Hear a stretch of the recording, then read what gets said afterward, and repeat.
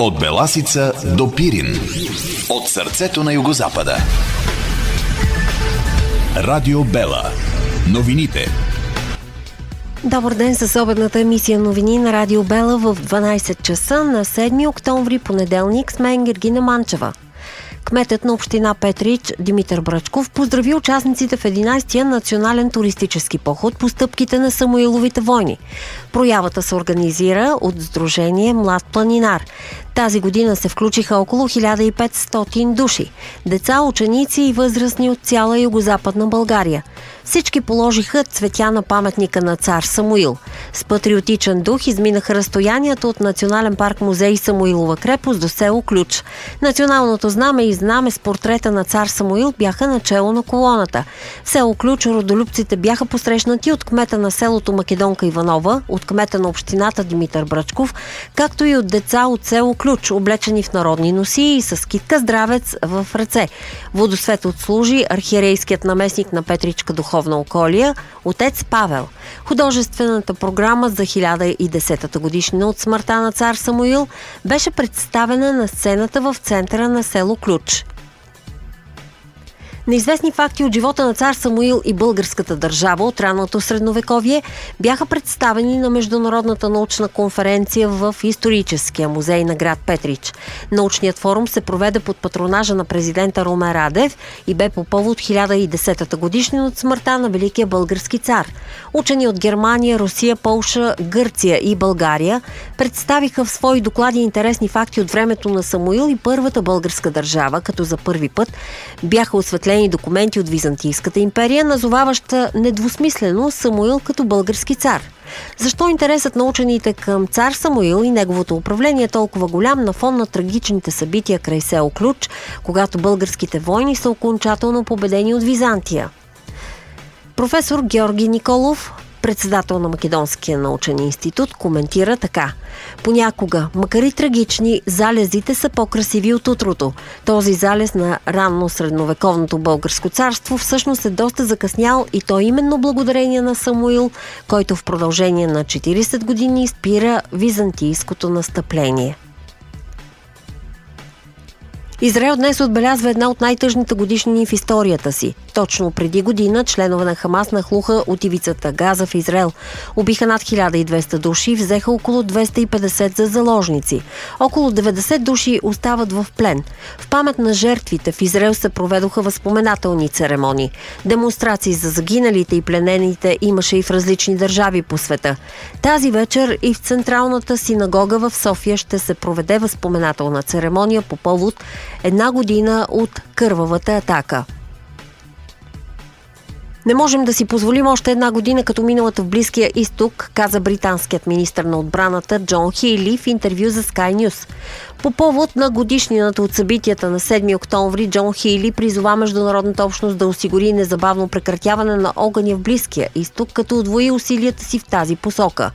Прекратяване на огъня в Ливан, което позволява планът на ООН за разделителна зона между израелците и ливанската Хизбола да бъде приложен, и прекратяване на огъня в Газа, така че да можем да изведем всички заложници.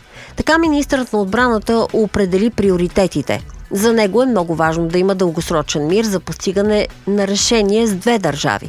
Палестинците да имат своя собствена държава, а Израел и израелците да живеят в мир и сигурност за бъдещето, изтъкна Хейли.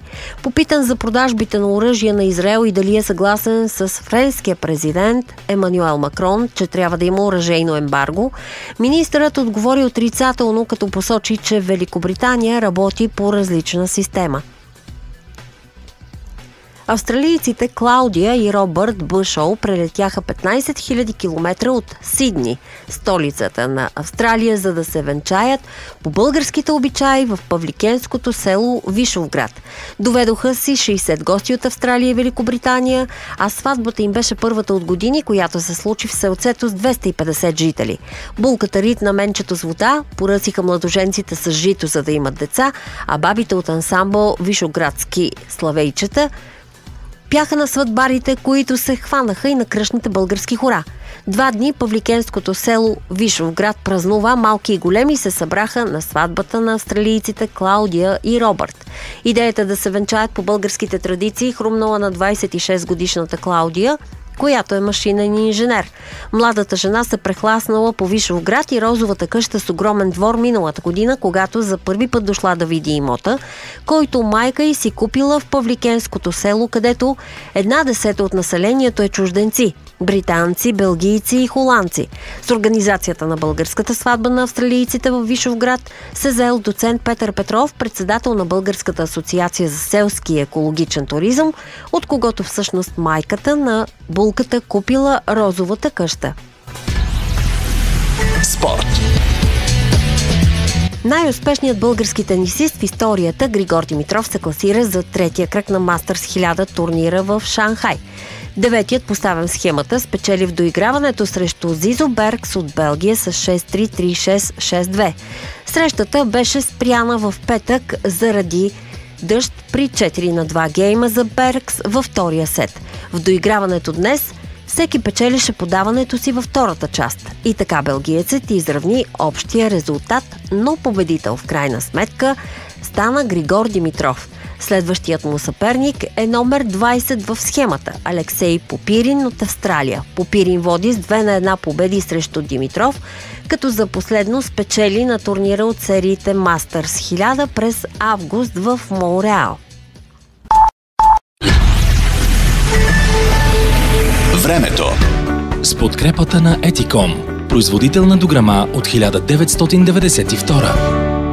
Предимно слънчево е времето днес с максимални температури в страната между 19 и 24 градуса, в района на Петрич и Сандански 24. Във вторник ще е предимно слънчево, почти тихо. След обед от запад ще се появи разкъсана висока облачност и ще се увеличава, като вятърът ще се ориентира от изток. Сутринта ще е по-хладно, дневните температури обаче ще се повишат и на места ще достигнат 26-27 градуса.